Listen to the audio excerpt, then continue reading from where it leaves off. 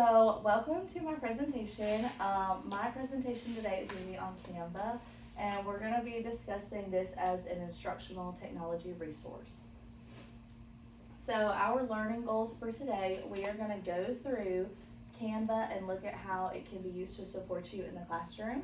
There's a lot of different resources that Canva can be used for, and we're going to kind of talk about that today.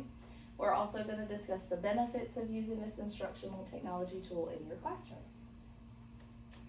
So the materials needed today, and y'all already have everything, so that's good. We need a laptop, our pencil and paper just for note taking. And these are our ISTE standards that we're going to be covering today. We're going to be covering 2.1, which is learner, and it says that educators continually improve their practice by learning from and with others, which we're doing today. Hopefully you'll learn something from me today. And then we're also covering 2.5 designer, and that's educators design authentic, learner-driven activities and environments that recognize and accommodate learner variability. So, a little bit about Canva. Canva is a presentation-based website that allows you to present your information to students a little bit more engagingly.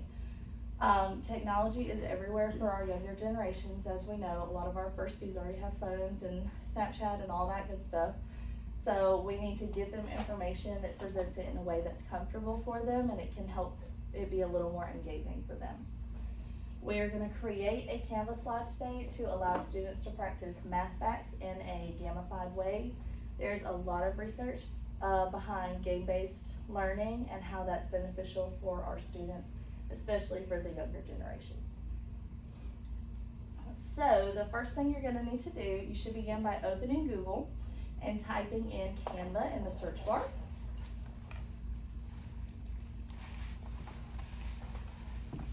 And then when you do so, this should be what pops up as your search results, and you'll just click the first one. It says Canva, and I have it circled with the logo so you can see it too. Once you go there, this should be what your site looks like. There's a lot of different options at the top. You can do docs, whiteboards, videos, all kinds of stuff, but we're going to focus on that middle one. It says presentations. It is the yellow icon.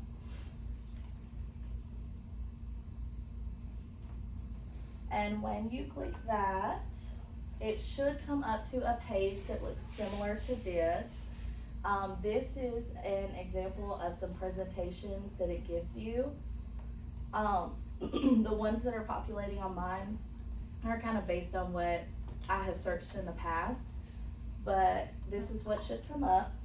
And when we get there, we're going to scroll down till we see these templates. These say presentations, and there's a couple of different kind of game-based presentations that we're going to look at today. And you do not have to pick the one that I pick. I'm just kind of picking the first one that pops up just to make it a little bit easier. But if you want to pick a different one, you are more than welcome to. But I'm going to click this first one. It's titled Game Night on it. And when you click that, this should be your template that comes up. This is the slides that it populates for you. You don't have to go with the slides that it gives you. If you would like to create your own, you absolutely can, but you don't have to. I usually do apply all 10 pages. It just gives you the slides, and you can kind of fill them in based on what you need. So you can edit them? Yes, so you can edit them to change it to what you want it to be. And I'm going to actually swap over from here and go to my Canva and kind of show you how we can change out some of the presentation. So mine will look like this, and I did leave the title Game Night on it. You can change it if you would like, but I did leave it Game Night. And from here you can actually click you can click any of the words. Excuse me. You can click any of the words and it will change it to whatever you want it to say. But I am leaving it game night for this. So like I said, I'm doing a game-based way to do math facts on here. Julie, would you give me that? That's your water, isn't it? Never mind. I mean, if you want to sit over, No. there's yours. It's okay. So, this one, we can change it to the answer, thank you. We can change it to some different answer choices. There's a simple, just answer the question, multiple choice, or complete the problem. So on this first one, on this first one, I just left it answer the question, and we can do a math fact on here and change it to just a simple one. I just left it a double, so 3 plus 3. And for this, you could give them a minute to kind of answer the question before you show them the answer slide. So I would give them just 30 seconds probably. Sorry. And then we go to the next slide, which is going to have the answer on it. And I just have a couple of examples for you here. This one is an example of a multiple choice one. So I have the problem on the top and some of the answer choices on the bottom. The next one I have is a fill in the blank. So I left it where they complete it. It has our first number.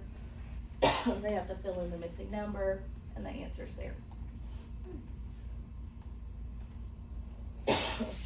This one I'm giving them the numbers and they just have to answer with the correct answer. And the next slide is going to have their answer for them. And then the ending slide on this, it's just a quick little thank you. You can change it to, a good job, congratulations, whatever you'd like it to say. So that's just a quick overview of some of the things that yours can look like. So I'm going to go back to my presentation now. So now when we complete our Canva, and I know that was a really quick overview of it, but when we complete it, we can add pages to it. If you decide that you want to do more pages, then you can click the box that has a plus sign in the bottom, and it will still follow the same template, but it will kind of be a little bit more blank, so you can change it a lot more. And when you finish your presentation, you can share it with other people. So I know we do things a lot as a team, and so if you make something for your grade level, you can push that share button and type in your team members' emails and share it with them that way.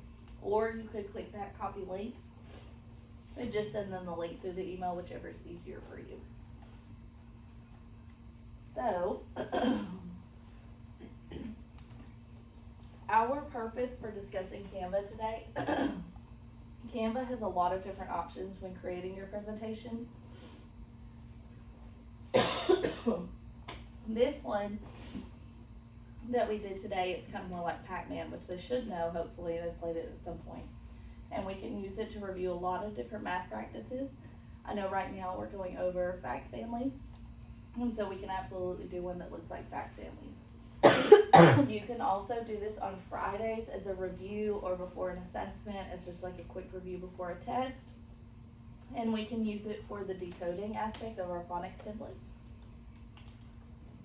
I know we have to fill out our templates weekly, and this might be a good way for them to quickly go through those words and read them a little bit more fluently, to where they're not getting a chance to really sound them out, they're having to blend them together really fast.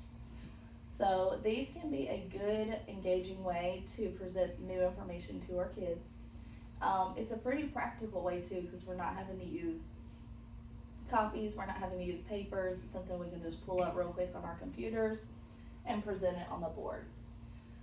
We also know that a lot of schools and universities are implementing technology to complete their assignments. Like older grades, I know primarily only use Chromebooks. And so it's important for us to expose our kids to these technology tools as they're gonna keep using them as they go through the rest of their schooling career. Okay, and that concludes our presentation. If anyone has any questions. Okay, well, thank y'all so much.